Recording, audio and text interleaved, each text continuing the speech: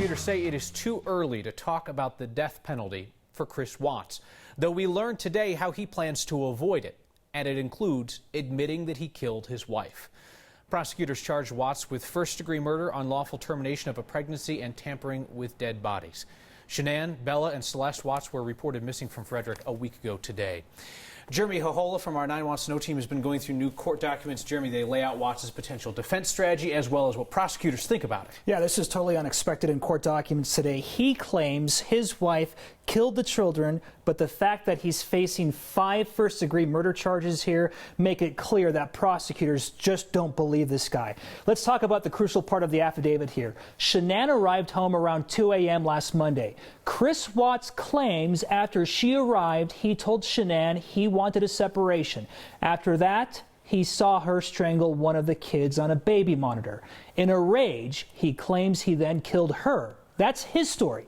Going on to tell investigators he put the 2 girls' bodies in oil tanks and then buried their mother nearby. Now, what's also interesting here, investigators say they found after a 2-day investigation, Chris Watts was having an affair with a coworker.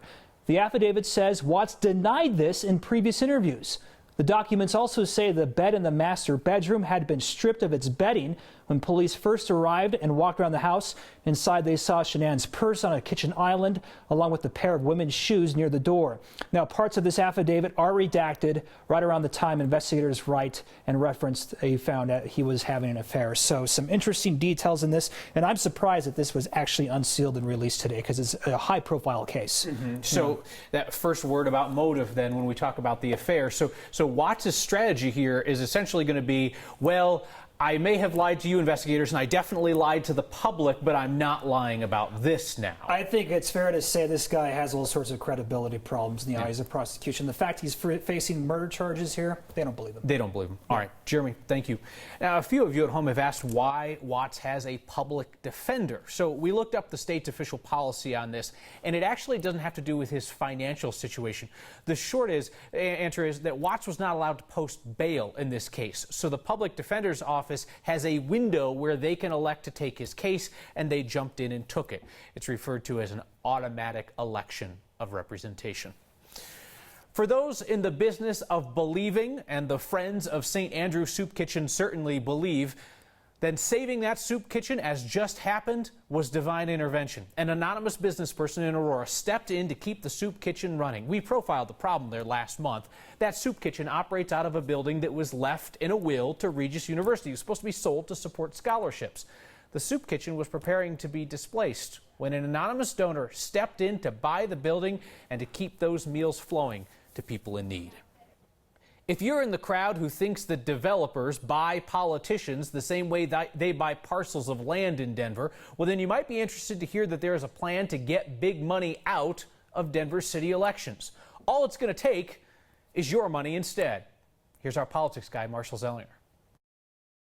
The same pot of money Denver uses to fix cracks in the road, pay police officers, and keep parks pretty could soon be used to help candidates run for public office. It's a way to invest our public resources in something that hopefully people think is a public good. Owen Perkins is one of the activists behind the proposal that will be on the November ballot in Denver. It stops businesses from being able to contribute to campaigns for offices like mayor and city council. And as long as the candidate doesn't get a contribution above a certain limit and they get enough contributions from individuals, the city will provide a match. For every $1 you give, the city will give the candidate $9. Give $2, the city provides $18. If you give a candidate $50 or more, the city will kick in $450. This is money that's not being spent anywhere else that a group of citizens have identified as a great need. The object of the petitioners is to get big money influence out of city politics. Denver City Councilman Kevin Flynn is helping Perkins rework what voters will see in November to make it easier for the city to implement if it passes. But Denver resident Kevin Flynn does not agree with the proposal that will create a new $8 million taxpayer-filled fund that candidates could access. That $8 million I could use right out here to repave Dartmouth Avenue, right? I could use it to hire a few more police officers. There's a lot of needs around the city. Parks maintenance, police, fire, library, you name it. There are adequate, really substantial reserves available in the Denver general fund budget to cover this kind of thing. For Next, I'm Marshall Zellinger. If voters pass this in November, it will not go into place for the next year's city elections in 2020. So it's whoever's running for mayor in 2023 that could be first eligible for that $750,000 in taxpayer money. And for what it's worth, the city's trying to figure out a way that it might get back any unspent campaign funds. A court ruling out today could rock the reasoning that is often offered by Colorado's sanctuary cities, places like Denver, that say that they don't detain people wanted for deportation because they can't. A new court ruling says that has not been decided. We are learning this because of a lawsuit against a county that is anything but a sanctuary city. What's the opposite? We'll call Teller a cooperation county. There is the only sheriff in Colorado known to be holding people for ICE agents these days. The ACLU sued to stop him, and now a judge has said that Teller County can keep assisting immigration until this case is decided. So we'll be watching to see if other conservative county sheriffs start doing things the way that Teller County's been doing. El Paso tried and lost in court. This new ruling could embolden sheriffs who want their hands freed to help ICE. And the final ruling in the case might determine whether sanctuary cities like Denver can keep claiming that they're not allowed to hold people for deportation. If you have money to burn, before long you will be able to use a pile of that cash essentially as rocket fuel on a short tourist trip to space. Those expensive right up and right down flights may begin and end in our backyard in Adams County. The county just landed only the 11th license in America for a spaceport. It'll be at what is now the Front Range Airport in Watkins. The planes will take off and land basically as planes do now, but with a rocket-boosted phase in the middle that takes them up into suborbital flight. A slew of political leaders lined up in front of TV cameras this morning to celebrate the spaceport. If we ever had a joint success, this is it, across the state, not just Adams County. This is more impactful than Adams County. This is our entire state coming together and saying, we are one, and we will do it together. Well, maybe not the entire state. The launch zone, headed east, is a really sparsely populated area on the plains, 50 miles by 100 miles. You'll find a couple of small towns, tons of agricultural land. And out there, the concerns about whether their crop dusting planes and Flight for Life helicopters would be restricted during these weekly spaceport launches. Former State Senator Greg Brophy of Ray says that neighbors out there want to have a face-to-face meeting, a town hall with the spaceflight companies that now need to come forward for further approval before they can do any flights. When I talked to Brophy today, even he admitted, though, it would be hard to find a spot with fewer people. I can see if you live in the Denver area, you could say that. If you happen to live on the Highway 36 corridor somewhere around Last Chance or Joe's or Idalia, you may not think so. So I recall conversations that you and I had a couple of years back about the divide between rural and urban Colorado. And it seems like those passions are not as inflamed as they were a few years ago when there was secession talk and everything else. But is this the same issue at play here? There's definitely that component. The people that happen to live out there, like my friend Mike or my cousin Dina, they look at this and they say, okay, we get it. There's not many of us out here, but there's some of us out here, and we count too. And they don't feel like the people on the Front Range believe that they count. The key takeaway with all the hubbub and discussion about this today is these flights are not taking off tomorrow. They're not taking off next year either. For the time being, it's standard operations at the Front Range Airport in Watkins. Those spaceport flights are years into the future.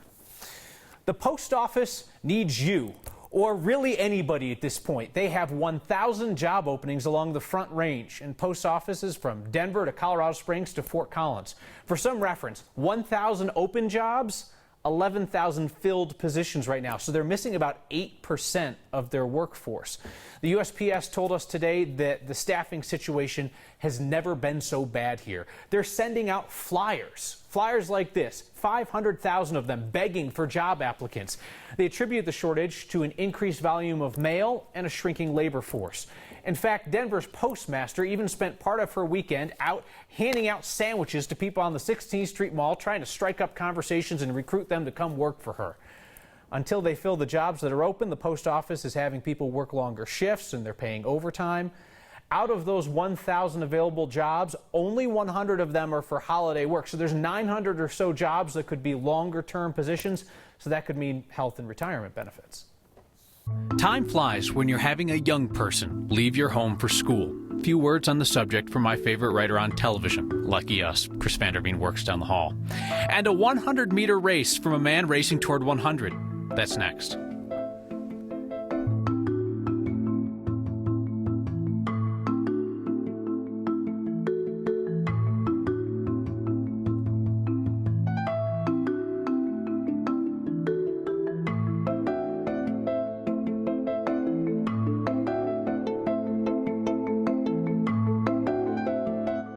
Tens of thousands of kids in Denver learned the hard way today that summer is not eternal. School's back in session in Denver and elsewhere today. And while it is so often described as a day marked by kids' chagrin and parents' grins, our Chris Vanderveen has some personal thoughts on the feelings of so many moms and dads.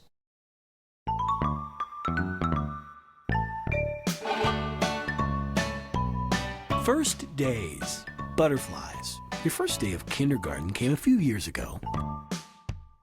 You were excited then, and nervous. I was too. And then off you went. Off to a new place with new people, new faces, challenges, fears, unknowns. Somehow you did it. Faced all of it. Faced it in a way I'm not sure I could have. Bravery, signs of independence. Since then, more first days. Time moves in ways parents struggle to fathom.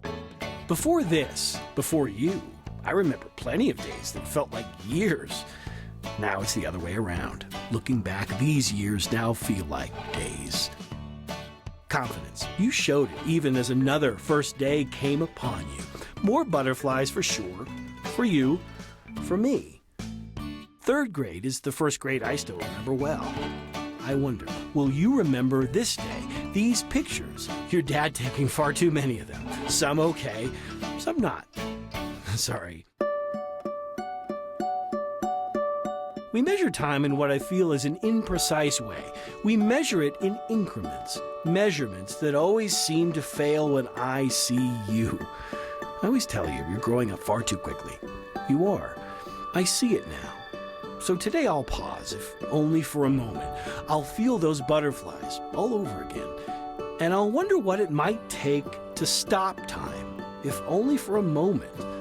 Because these days, these first days, come and go at a pace I never could have imagined before my first day with you.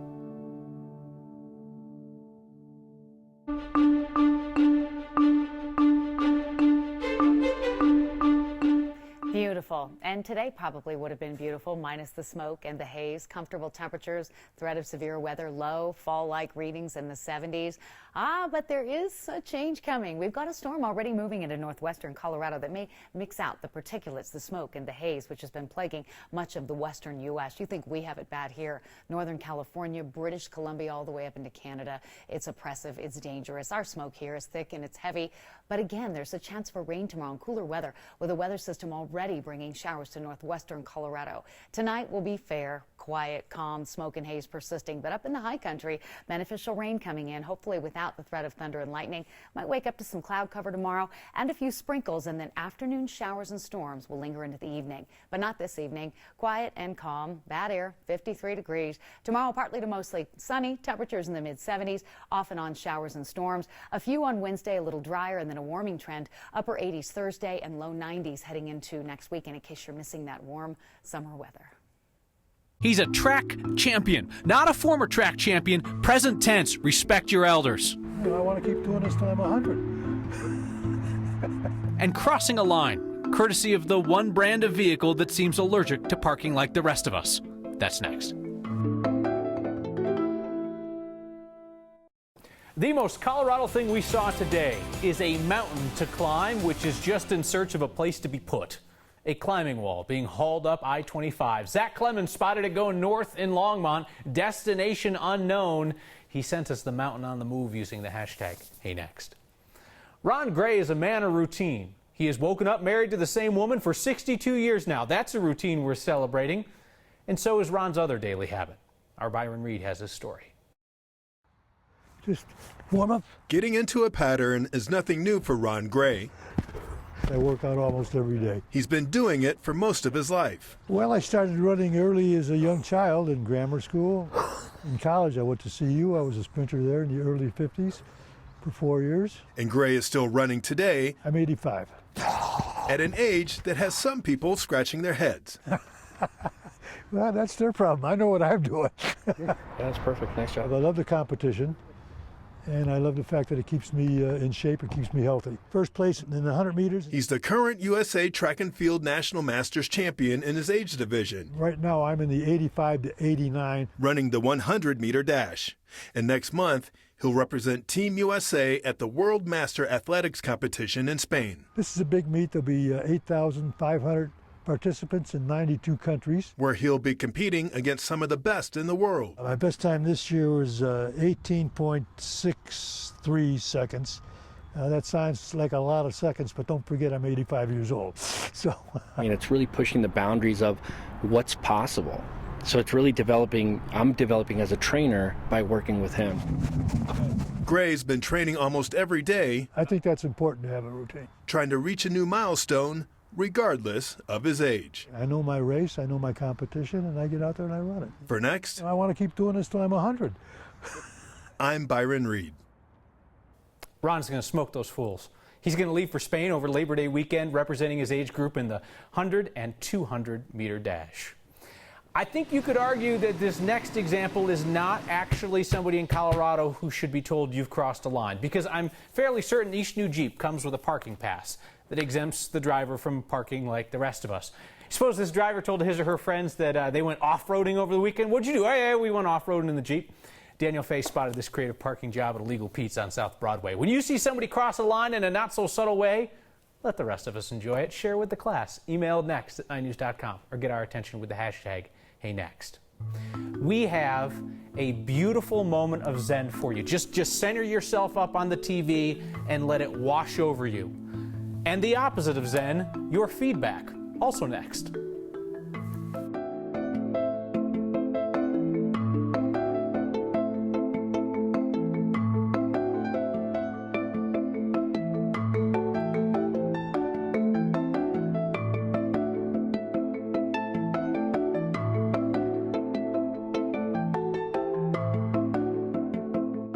You remember when we had some sunflower farmers on Next begging you not to go traipsing through their fields in search of that stunning selfie? And you're thinking, well, how am I supposed to fill my cup with Colorado's beautiful sunflower fields? Well, I give you the 9 News drone and this Monday's moment of Zen.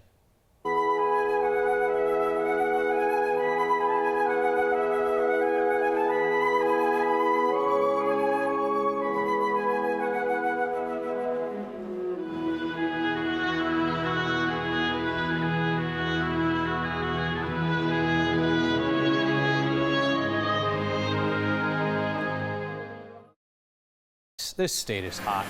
It's a sign spotted by Next viewer Ingrid Moore. It says one way, but it sure looks like somebody had been coming from the other way. Ingrid saw this in the driveway at the First Evangelical Lutheran Church in Longmont, where I suppose they specialize in forgiveness. So it's all good. Email us the signs that make you look twice, next@9news.com, or use the hashtag HeyNext. So much feedback tonight. Question from Ed, who says, do we have the death penalty here in Colorado? I was thinking that we did not. We do have the death penalty, Ed. We just have a governor who is personally opposed to it and will not see somebody executed on his watch. A new governor might make a different decision. Tiffany Buskirk writes in about those 1,000 open postal jobs. She says, worked as a letter carrier. It's been a wonderful career, celebrating 15 years on Thursday. Congratulations on that milestone, Tiffany. And V.Ann Sattler writes in about Chris Vanderveen's beautiful essay on his daughter's first day of school. Chris, hang on for dear life. See you next time.